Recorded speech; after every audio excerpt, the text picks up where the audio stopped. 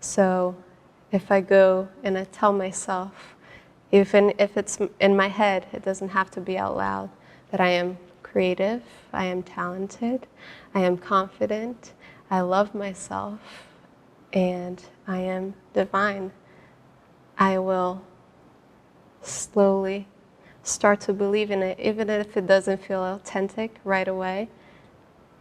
With the constant practice of that, you will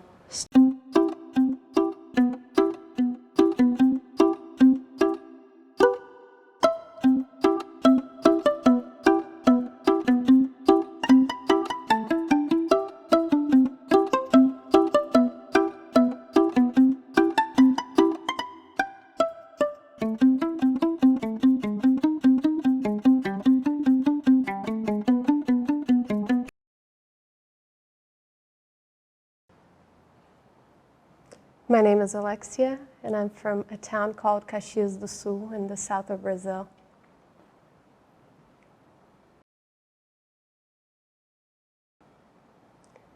I'm a guitarist, percussionist, and singer-songwriter.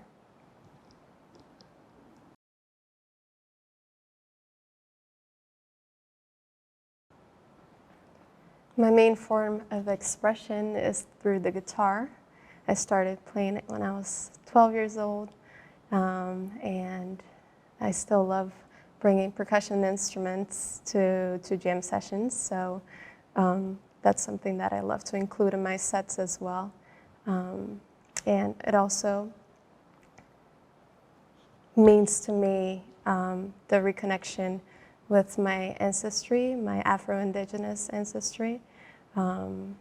So my relationship to drumming and drum circles comes from, that desire of connecting deeper with that part of myself. And singing, songwriting has been manifesting now through collaborations. I've been writing songs with my friend Tati. We've worked on a few tracks that we've been performing around Philly since I moved here. And we're working on a project right now to release an EP.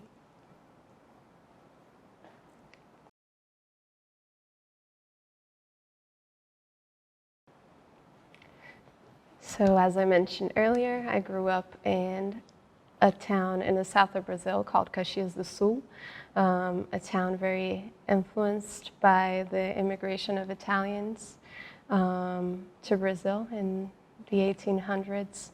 And my mom is, on her side, I am Portuguese, both her parents from Portugal, grandparents from Portugal, right? Her parents, my grandfather actually was born in the ship that brought the immigrants from Portugal to Brazil. Interesting story. And on my dad's side, I am Afro-Indigenous, and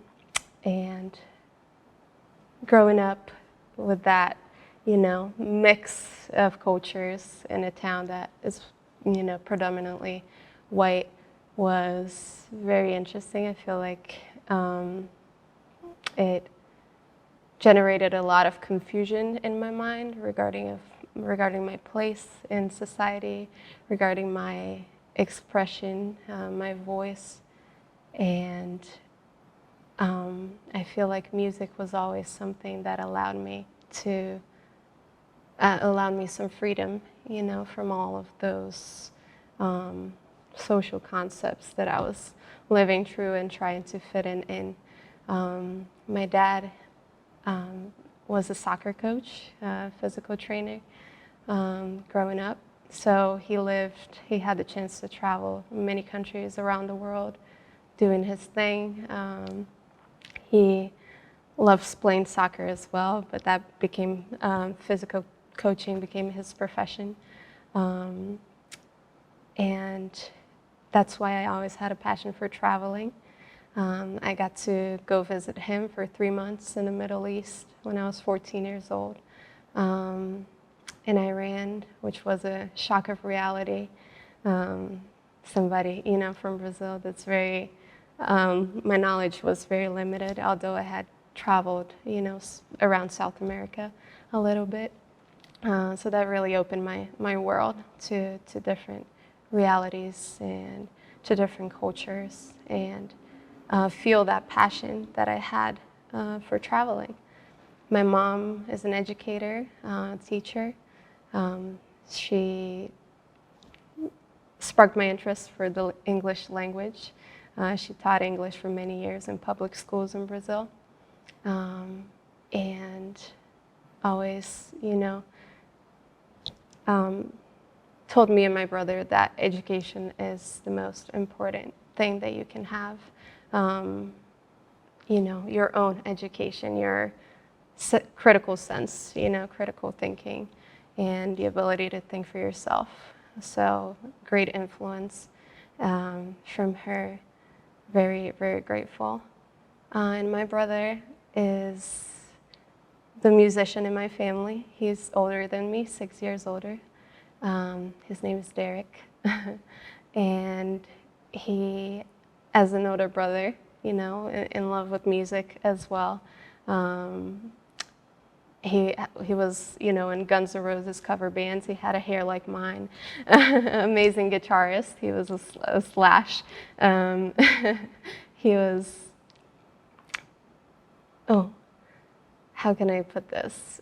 I got a guitar first before him, and then he asked my parents for a guitar, but he kind of went on the path of playing, and way more than I did, before me. And then I kind of joined and I hate how much I miss words in English when I look for them. But he embarked on the journey of becoming a musician earlier, and that inspired me very much growing up. We grew up listening to a lot of classic rock, a lot of Led Zeppelin, Pink Floyd, and yes. And, that I think set the bar very high for my music taste, because I still to this day love classic rock, even though I found my expression more through Brazilian music that highlights my culture. Yeah, I guess that's the first part of the question. And now the second part, how I came to move to America. I feel like it started when I left high school. I knew I tried to get into university. I wanted to go for, I think it's called International Affairs here. Yeah, I think it's called International Affairs. In Portuguese, we call it Relações Exteriores. And I didn't get into college. And that left me with a decision of what should I do with my life. And I decided to go to Ireland for a year. I lived in Dublin, and that was an amazing experience. I was 18 years old, in a place where I didn't know anyone and nobody knew me. So that allowed for, a lot of freedom of expression, finding myself in my sexuality. I'm gay. And that, that was my first time exploring those parts of myself, and in more depth. And then I moved back to Brazil after. Spent some time there, had to reintegrate myself to my country, which was a challenge, and find a job, and trying to get myself on track. I ended up moving to Rio around that time, where I met my best friend in Dublin, and I then went to live with him in Rio. Gustavo, he's an actor, a real character in life. An amazing person, and there we, explored a little bit of our artistic sides together. He was just going into acting school, and I was, still struggling to even believe myself as a musician. I had a lot of difficulty with self-confidence. I'd say that.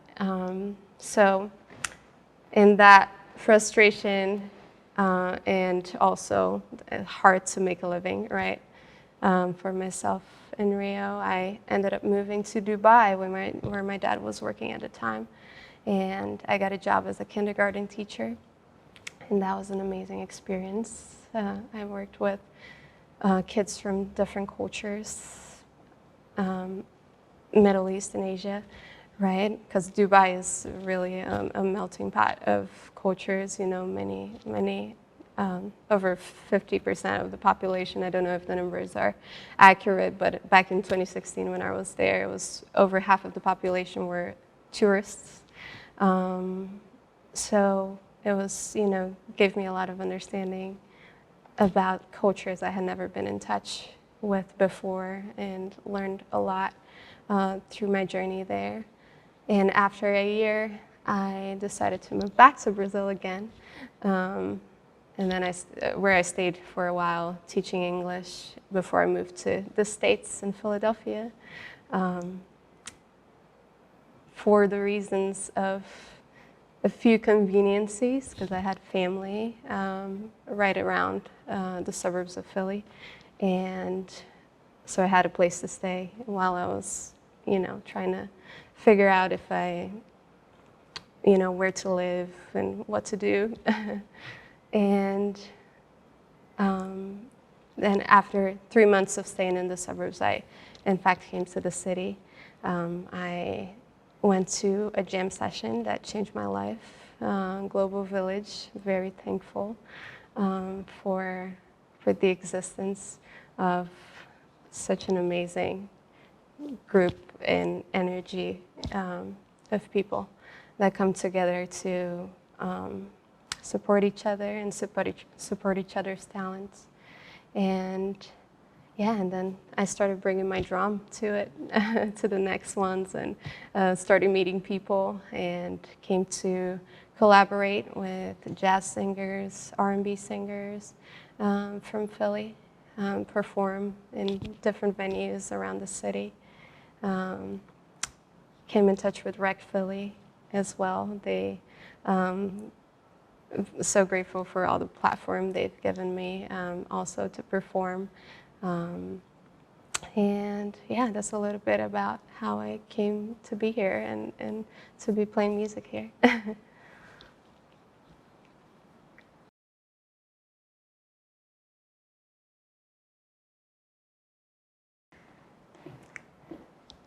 And I find my main expression through the guitar. That's my instrument of choice. I also love percussion. That gives me a connection, a feel of deeper connection with my ancestors. I'm Afro-Indigenous on my dad's side, so I love to reconnect with that part of myself through drumming and drum circles, and also incorporating that into the music I create and the arrangements I write. And I also love singing covers and showcasing a little bit of contemporary Brazilian music, MPB, Bossa Nova, and my music influences from Brazil that, from a long time ago, from the 60s and 70s, from Tropicalia, which was a movement during the military regime that created, in a time of difficulty, created beautiful, beautiful artists in their careers blossom in that time. So yeah.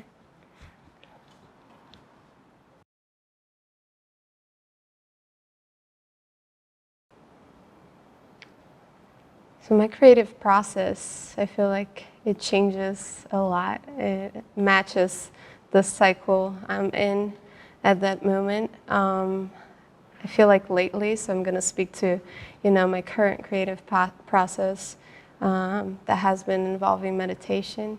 I've been diving into a lot of the structure of sound and the vibrations and the sound waves and how they travel and how they hit your ears. So I like to meditate to help me get into that state of creating. And I think also I thrive in creating with people. I love hosting jam sessions. That's something I've been doing in my space. Of course now a little hiatus during quarantine, but since I've moved to Philly, I've been having people over, friends from different genres in music, getting together and improvisation. I feel like where a lot of us instrumentalists and, guitarists and singers, even freestylers, right? Where we get our best ideas. It's in that mutual exchange with other musicians.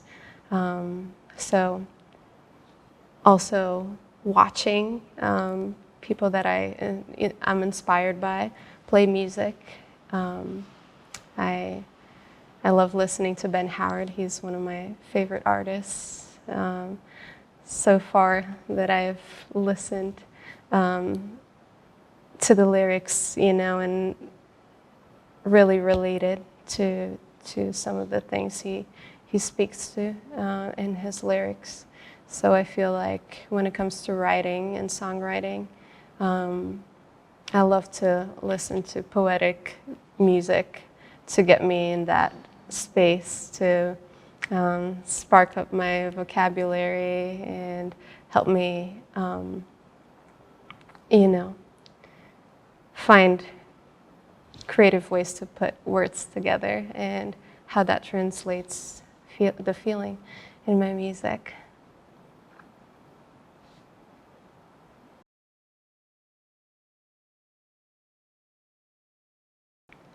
So why the guitar? The guitar, I feel like it speaks to the heart, I feel like it channels the heart chakra a lot. It's mellow, but it can also sound aggressive. It, becomes mindless after you really get into that state of flow for me. And it's the best way I've found so far to express without using words. I feel like, with different combinations of chords, you can make it sound sad, happy. You can tell a story with a beginning, a middle, and an end, And regarding the feeling of playing, I think just recently that I've been diving into different genres of music that I hadn't practiced or tried to pick up before on the guitar, understanding more of that correlation. Because since I started playing really young and started learning the chords,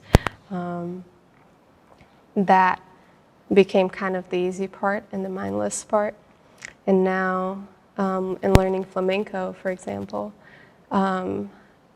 it's taking me to appreciate the work that both hands do separately and together, and how you can really take the tempo or the intensity of the song or the piece higher up or down. So yeah, I think, I've always enjoyed playing the nylon string guitars, classical guitars, guitars that mark the bossa nova and the MPB, popular Brazilian music style. But even when I pick up an electric guitar or a steel string guitar or folk guitar, I'm able to implement those same skills from Spanish music and from Brazilian music. So yeah, it becomes that cultural interchange and exchange for me as well. You know, the guitar is an instrument that has been played by so many people and through so many years, right? And we've seen so many amazing, amazing guitarists, but I feel like, and see, right, still this moment, but I feel like what really makes you stand out is the character and the story behind it and what you bring to the instrument in a deep emotional way.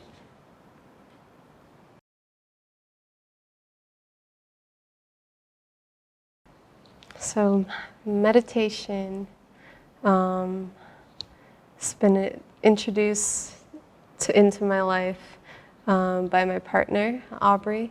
She is a transformational breathwork coach and yoga teacher and amazing holistic healer. And we practice yoga together, meditate together. It's a beautiful way of connecting, right? And I've, you know, just during quarantine really took that practice on by myself as, you know, my vital daily practice of a combination of yoga and meditation. So I feel like that preparation to sit in meditation for me starts with a little bit of movement.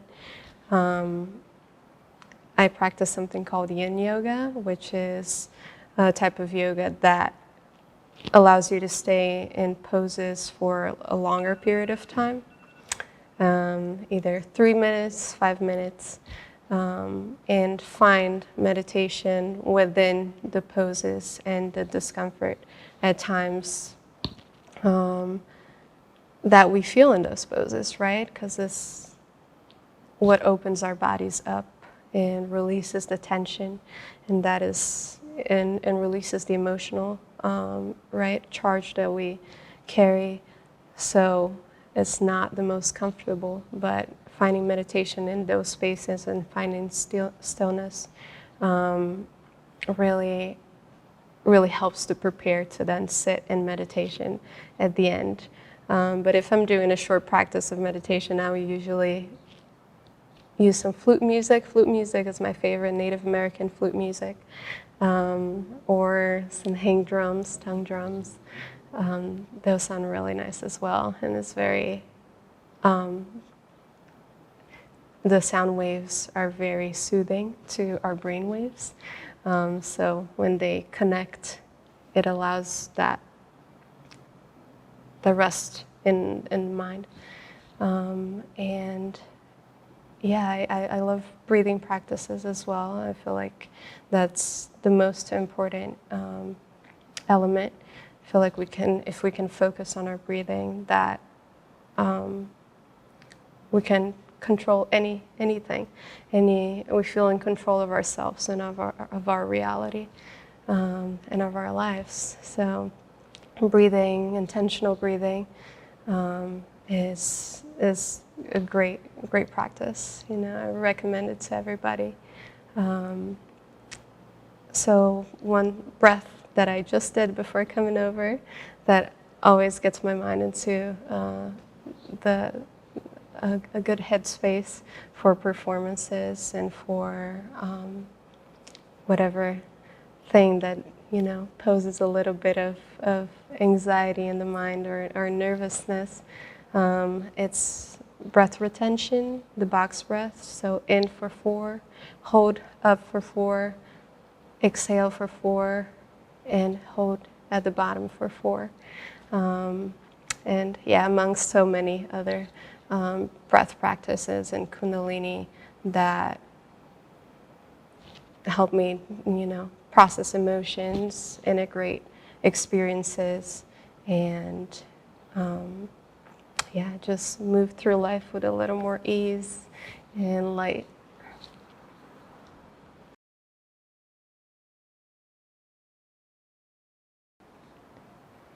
Quarantine 2020. Wow. It's been a roller coaster ride. I think it definitely changed our perspective of time, our perception of time. Right? Time is moving a lot slower. People have been finding themselves with less to do. And I've never been a person who's had a problem with having little to do. I definitely enjoy having a lot of time to do one thing and then a lot of time to do another thing. Just taking things slow, I think, is just part of my personality. But I did find a lot of time to work on myself that I didn't have before, and to educate myself on interesting subjects that I never studied before, or very necessary knowledge, I think, that is important for me to share with the people around me, and to be able to debate, our current political situations. And when I say situations, I mean, in America and also outside of it. So, things that give me more, what gives me most, I feel, the word is just, it makes me happy to continue to learn. I guess that's all I'm trying to say. I think that's productivity in my mind, and that's what productivity has been looking like for me during quarantine. Obviously, a lot of time to pick up the guitar and play, to learn other instruments, to learn about music theory, which has been helping me a lot, to break free from certain bad habits I had regarding playing. So a lot of growth in that regard, professional growth, and also a time to show love for myself and be kind to myself, not ask myself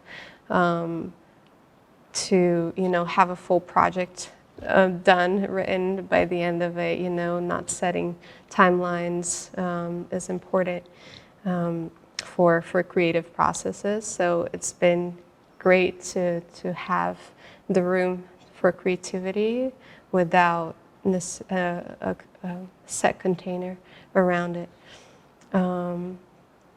And obviously, a lot of processing of the sadness and the difficulty, right, that we experience by, turning on the news and watching how things are going. And for me, Brazil is the country with the second highest number of cases in the world. It's, dealing with the huge economical crisis, sanitary crisis, political crisis. We have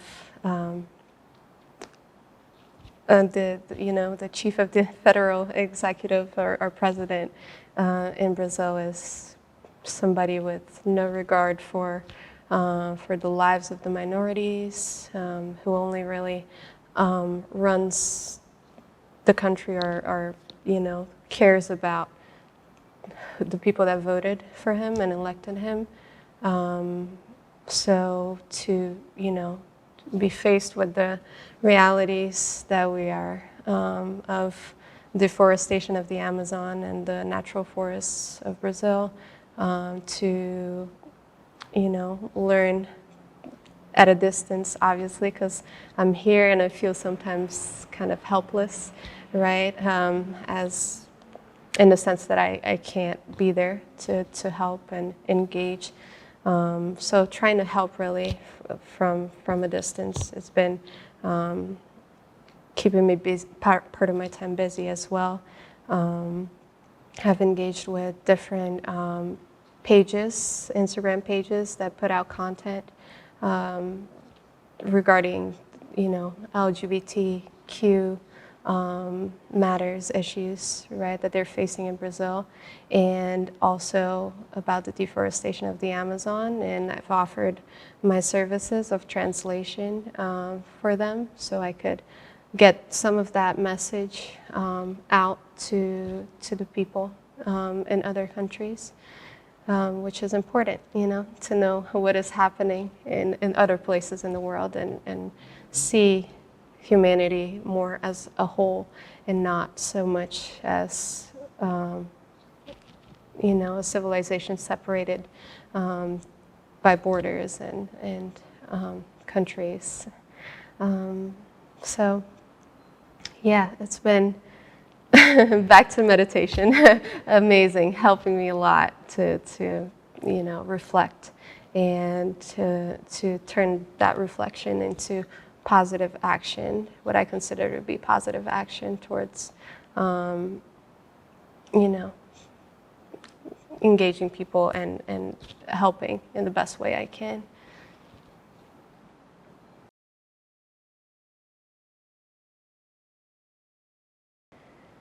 So a quick guitar lesson so you can play your first chord in 3 steps. That is my challenge to teach right here. Let's see how I do. I feel like the first step would be learning the part of the guitar so you can understand any type of instructions you're given. So how we name things. We have the 6 strings. We have the neck of the guitar, which is divided in frets. So the frets are each space right here that you can see. And the guitar, my guitar is tuned in standard tuning. So it's from the 6th string to the 1st string. It's going to be E, A, D, G, B, E. And now from the 1st string to the 6th string, E, B, G, D, A, E. Cool, so that's the first step. We have the frets, we have our strings that we call them by the E string, the A string, D string, so on and so forth in the standard tuning. It's important to remember. And second step would be learning the scales, right? So the guitar, basic music theory. The guitar is divided into half steps and whole steps. So each fret is a half step, right? 2 frets are a whole step. So knowing we have the 6 strings, E, A, D, G, B, E, we are going to talk about the 12 notes in music theory, right? So E, after E, we have F. After F, we have F sharp. After F sharp, we have G, G sharp, A sharp, B, C, C sharp, D, D sharp, and E. So that was me going down from the 1st fret to the 12th fret, which in most guitars are marked by little markers, little white markers right here. The 12th fret is marked usually by a double marker to show where the 12 notes end. So, for example, here you have F, right? And here you have the F and an octave higher on the 3rd fret, where you have 0 here, not pressing the string, so E, and pressing E on the lower E string on the 12th fret, you're going to have the same note an octave higher. So these are the 12 notes laid out on the fret of the guitar. Remembering, each string is tuned to a different tuning. So if the 1st string starts with an E, if I press with any finger on the first fret on the 6th string E, it's going to be an F. So learning the 12 notes and learning that the half steps are between E and F and B and C will give you an understanding of where also the sharps and flats are here. But that sounds a little complicated. It'll make sense when you get into chords. So that takes us to the third step. The third step to create a chord C, for example, which is what we're going for today, the simplest chord. We need to take 3 notes and put them on the guitar as a shape, right? So 3 notes are called triads. Most major chords are created by 3 notes, triads. A chord is it's different notes pieced together, basically. So to create a C chord, we also name our fingers. So we have the index finger, the middle finger, and the ring finger being used in this case. So the first finger is going to go on the first fret, 2nd string. So remembering we count the strings from down up, being the E high, the 1st string, 2nd string is the B, and so on and so forth, right? Until it reaches the 6th string, all the way up top. So index finger goes on the 1st fret on the B string, so it's the 2nd string, counting from down up. Your ring finger is going to go on the 2nd fret on the D string, and your ring finger is going to go on the 3rd fret on the A string, and that will sound like this. And here we hear the triad of C, E, G, and then we have another C and another E. But the chord is basically created by 3 notes, C, G, and E. So if you learn on the guitar where the notes are, you can create chords anywhere. And that's the most magical thing about it. With these simple shapes, you can just slide them down and up and create different chords. I feel like that's a good tip that makes guitar more simple than it seems sometimes for people that are just starting to learn. And if I could add a quick tip, it would be persistent, because it takes practice, as any instrument does. So even if it's 5 minutes a day, 10 minutes a day, however much you can dedicate to learning an instrument, but just make sure you do it consistently, because that will keep the momentum going and will give you more passion for doing it, you know? It's really therapeutic.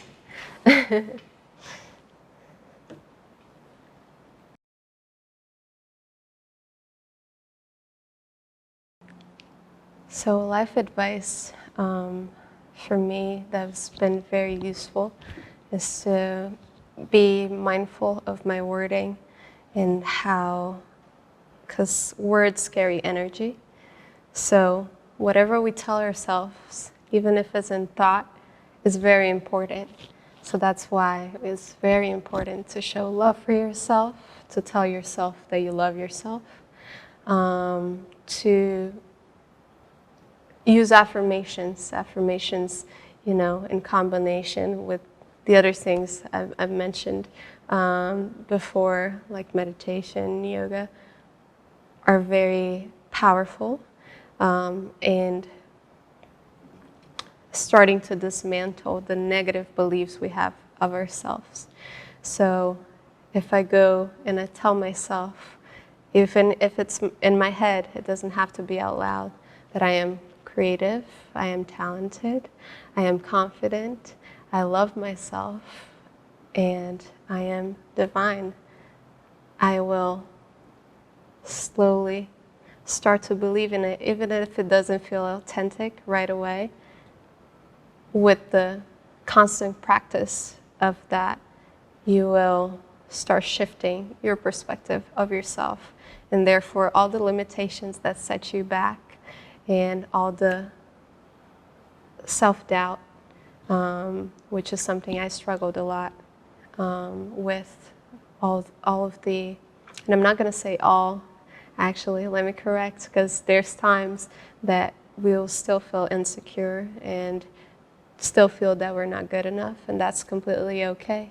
We are very complex human beings with many emotions, but as long as we don't let those negative thoughts take over, we can maintain our mental health and be able to do well and get fulfillment from the things that we're passionate about.